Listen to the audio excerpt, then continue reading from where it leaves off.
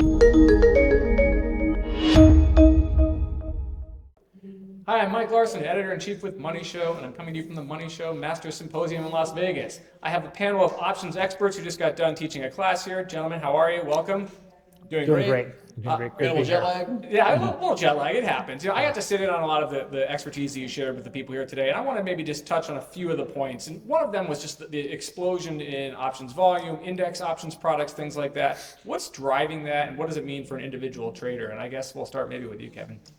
Sure, I'd love to pick that up. I think there's a confluence of things that have worked in concert to drive option volumes, whether it is in single names or at the index level. We've touched on them a bit today. Obviously, I would go back to the start of sort of no brokerage being a significant driver, and then pandemic, like a whole lot of ink has been spilled about this. Ultimately, what I think is really behind that, because historically over a 20 or 30 year time frame, we have seen ebbs and flows, but nothing this sustained. Yeah. And my belief is that a handful of things have come together, and a wide variety of people have come to understand the variety of ways that you can use options. And ultimately what I'm saying is that people are understanding the flexibility of these tools and the ability to express a view, to potentially generate income, to hedge off some risk over a concrete time frame. Another thing driving the trend has been the introduction of daily options. I think for the most part, the potential risks there have been overblown. I can elaborate on that, but I think most of my colleagues here would agree with me there.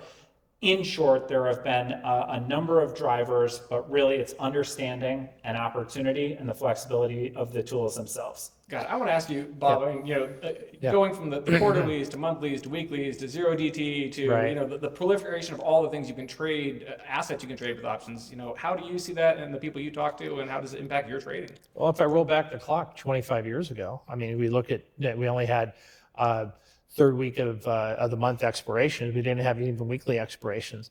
And they were just really starting to come onto the scene. And the more opportunities that the options market gives other people to participate and trade in this market, I think that the more proliferation we're going to have in creativity from the Chicago Board of Options is the sky's the limit right now. Who the heck knows what they're going to come up with? I think originally the concept of the zero DTE or 0 days to expiration concept was thought that while most institutional investors were going to shun it, they weren't going to get involved, and it was just for anybody who really had this YOLO mentality, you only live once.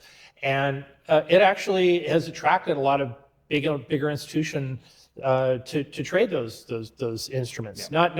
Not as much as regular data trade options, the weeklies or the monthlies or even the calendars.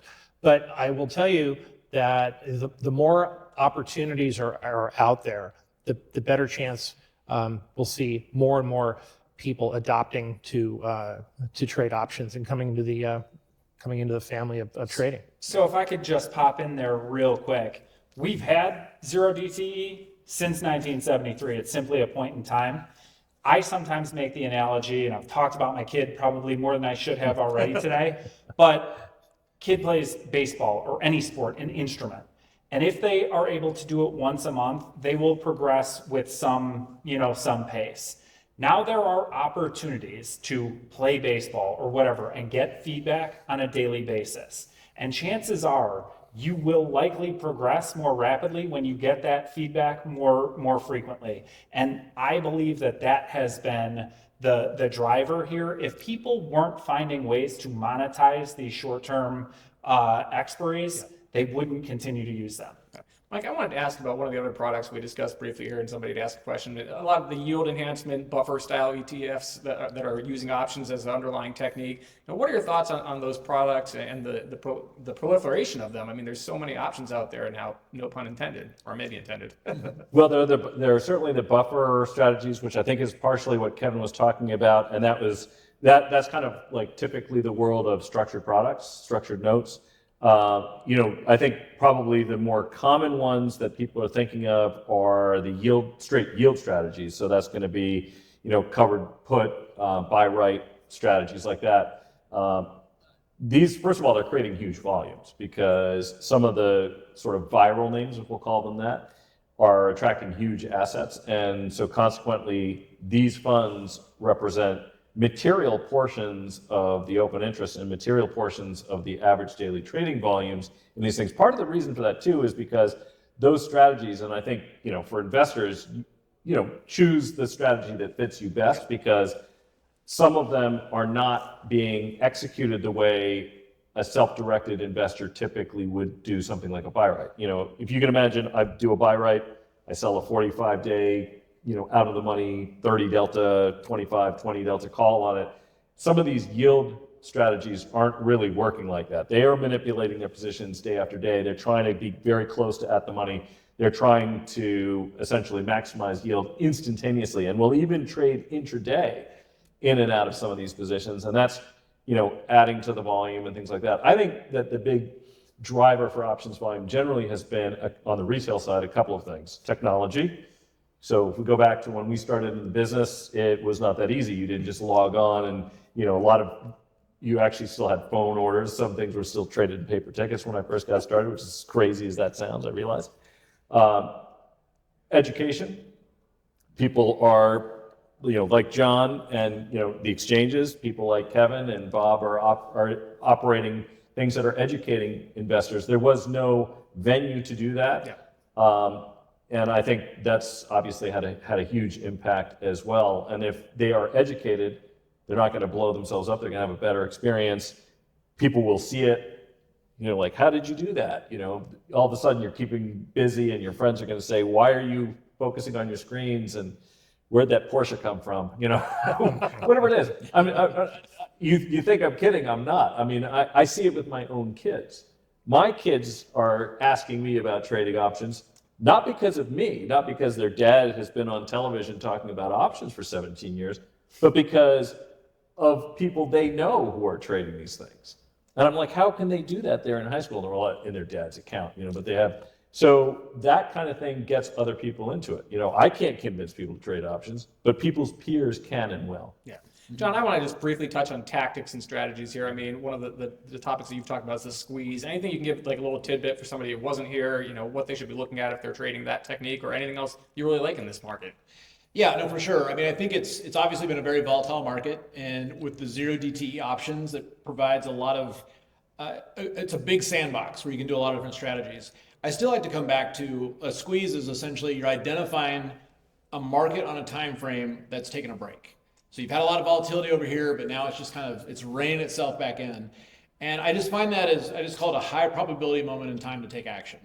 And if we're looking at things that are like setting up right now, we're talking about like Google on a daily chart. Look, you got Nvidia at new highs, you got Microsoft at new highs. I think Meta is close to new highs, if not already. Well, Google's building up energy. It's getting ready to go, and there's a squeeze on there. And so that's something that's great as a participant. Instead of saying like, what? Gosh, am I going to buy Nvidia here, at new all-time highs? Which I'm not saying is a bad strategy. I mean, Microsoft, I think in its lifetime has made 2,100 new all-time highs. So anytime you bought that, you're doing fine today. But this is something where, with the squeeze, you have something that it's a clear target. You're not chasing it. You're kind of getting in a relaxed manner. And I think especially from a retail perspective, it's hard to kind of get out of that, that FOMO where it's like, okay, what's the stock of the day and what's moving? Like, oh my gosh, I got to jump on that. And that can kind of take you out of your own, you got to be present, and that can kind of take you out of that presence.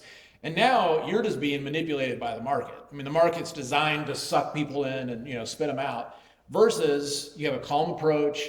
You have a specific thing that you're looking for. With the squeeze, you're able to get in when the market's calm. And because it's calm, you're not overpaying for options, versus like if it's taking off. And so I like the setup in itself in that it's high probability, but it lends itself, even if you're buying options, that you're buying at the right time. And obviously you can do spreads and things like that too. But it's all in all just kind of it's a nice way to kind of get into the markets, not necessarily having to know too much about it.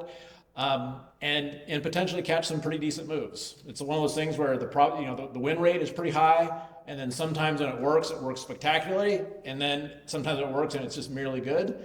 and that's fine too.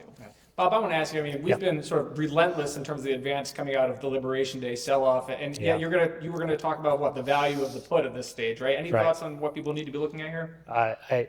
I'm always going to say, you've got to use some caution. You got to have some protection on it. You got to use the put protection to help decrease some of the volatility in your portfolio. We've seen a huge drop in volatility, and with that drop in volatility, we've seen a lot more expansion in the indices and a lot more participation by investors and traders in the markets. And a lot of them are exposed now to losses if something cracks in the markets. Nobody expected the markets to get cracked in early April. Nobody had any puts on. The VIX was at 16% on March 25th. It went up to 60 7 days later. So I think that people were woefully unprepared for something like that. And today they're still woefully unprepared for that. What's the event on the horizon? I don't know what it is. Who knows what it is? We're not here trying to predict what the next big black swan is going to be. However, if you're not protected and if you're not holding some puts on just in case, you're going to get burned someday down the road. So Bob, you're saying that this time the market's not going to keep going up forever? No, that's just madness. That's right. Mike, I guess the last question would be to you. Anything tactically, strategically, stylistically, in terms of trading options that you think, for this market environment makes sense, something that you're looking at? Well, I guess there are two things. Number one, I agree with Bob that I think, and actually probably my other panelists here are probably on the same page too, and that is that you're always going to have markets that are going to have some pullbacks along the way. And if you there's a big difference between having a diversified portfolio with some index put protection versus, and we've all had this temptation, or certainly I have, where I've just thought, that's it, this is too much. And look, I started the business and I saw the tech bubble. And I can tell you there were many times in that tech bubble when everybody around me, we all agreed, this is a bubble, we all know it, this is stupid. I told my father, your orthodontic practice, if it was valued like Cisco, you'd be closing on a billionaire by now. That's how high the valuations got. But you never really do know when it's going to roll over, because we knew it was overpriced when Greenspan started talking about irrational exuberance in 96, and we knew it was overpriced in 97. 98, we had long-term capital management, we had the Russian default, we had the collapse of the Asian tiger, so there were some setbacks. But all the way up until March of 2000, there were plenty of times when we said it was overvalued. If you're long delta, which everybody should be, stocks will go up over time. And if you have a diversified portfolio otherwise, having some protection on when the VIX is low. So if you're always buying insurance, that's not the way to do it. You don't buy the insurance when the house is on fire. You buy it in case it gets alight. And I think we're probably in a position that it makes some sense to do that. Well, gentlemen, I really appreciate you taking some time out here, especially after a long day. Thanks again for sharing your insights. Great to be here. Thanks, Mike.